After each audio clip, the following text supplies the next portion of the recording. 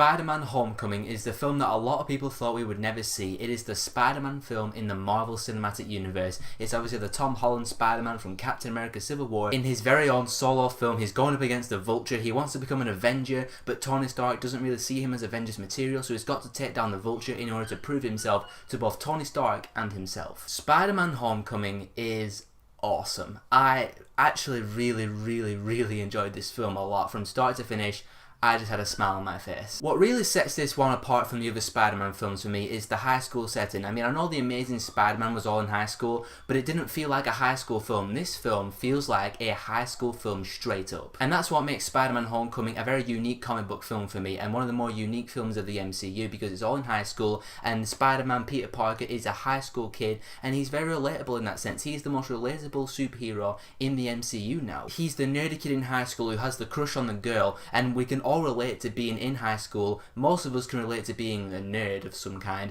and we can all relate to having feelings for a girl as well. And it portrays the adolescence really well. It's not cheesy, it's not sappy, it's not unbelievable, it's all really authentic and really well done. The relationship between Peter Parker and Liz, the girl that he has a crush on, is very sweet. And Spider-Man's also a relatable hero because he's not really a perfect superhero. At the start of this film, he's going around and he's like doing various things across the city, and he's like trying to bust a criminal, but he's not actually a criminal, so there's like this big misunderstanding. And then he's also like swinging on his web and just falling on his face. And I also really like the direction they take Spider-Man in this film, because in the other Spider-Man films he's the only superhero in existence that we know of, at least, but in this one he's in the MCU with your Iron Mans, your Captain Americas, your Thors, your Hulks. And Peter Parker wants to be an Avenger, but Tony Stark doesn't see him as Avengers material, so he has to try and prove himself. It makes Spider-Man the underdog in this film for really the first time. In all the other Spider-Man films you're rooting for him to take down the bad guy and be really responsible and all that stuff, but in this one you're rooting for him to prove himself to Tony Stark and prove that he is Avenger material in the Marvel Cinematic Universe. Tom Holland played Peter Parker really well. He actually feels like a high school student, unlike the other two Spider-Mans.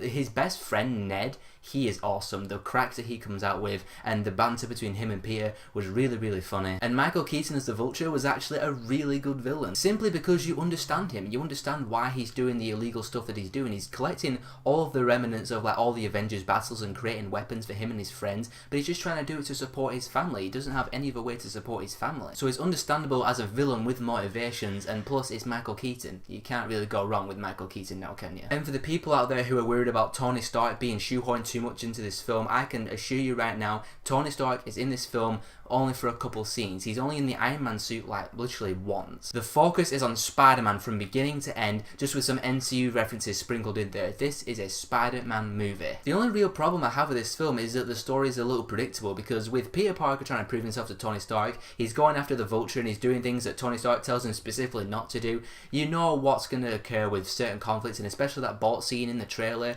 which I'm not going to ruin in case you haven't seen the trailer. It's just easy to tell where the film's going to go with the story, but that's the only real problem I have with Spider-Man Homecoming, and it's not that big of a problem. In the end, I had a really great time with Spider-Man Homecoming, a lot more than I thought I would. I was actually expecting to not really like this film that much. I thought it was just going to be pretty good. It was actually really good. I love the fresh new take on Spider-Man. I love Michael Keaton as the Vulture. I like the supporting characters, and it's just a really fun and adventurous film to watch. The action's really exciting, the CGI is top notch.